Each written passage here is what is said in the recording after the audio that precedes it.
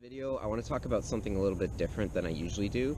Usually I talk about psychedelic related stuff, but this is going to be a bit off that topic, but it's still somewhat related. So I wanted to talk about the relationship between suffering and art because there's a growing movement of people that are saying that you shouldn't link the two and that the two like aren't connected, and they're trying to give like reasons why suffering doesn't have anything to do with like producing good art.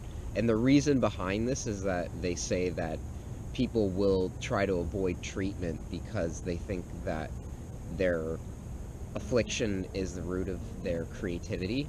And I think that that isn't necessarily the right attitude to go towards this, because if curing mental illness and things like that were so easy that you can just like, oh, I'm gonna go to treatment and then wash my hands of it, it's not that simple. Anyone, for me personally, like I have OCD, like intrusive thoughts, and I went to cognitive behavioral therapy. I took Paxil, and it didn't cure me. I still had OCD. I was still suffering. So there's nothing wrong with seeking treatment, but the idea that you seeking treatment is going to somehow take away your ability, even if you're suffering, that doesn't really make any sense to me.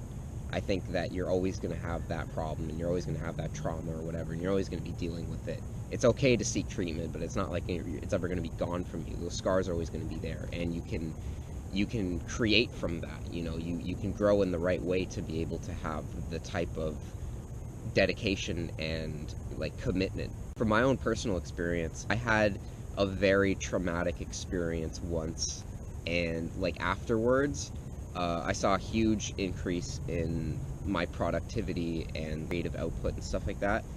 That's what fueled me to create my digital paintings, and it also fueled me to jump from a grade 10 piano playing standard all the way to the top level.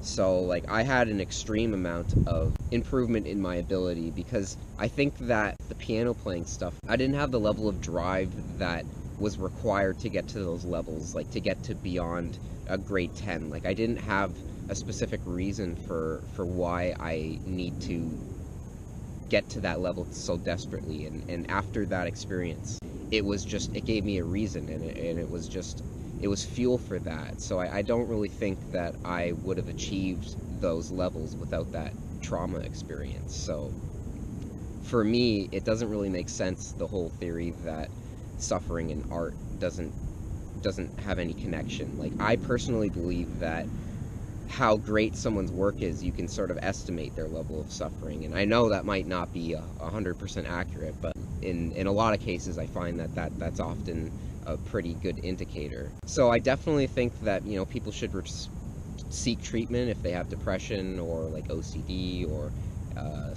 any sort of mental illness. But the idea that just because you seek treatment, that's going to take away the trauma and the ability to create something from that trauma, it just doesn't seem accurate to me. I think that that's flawed.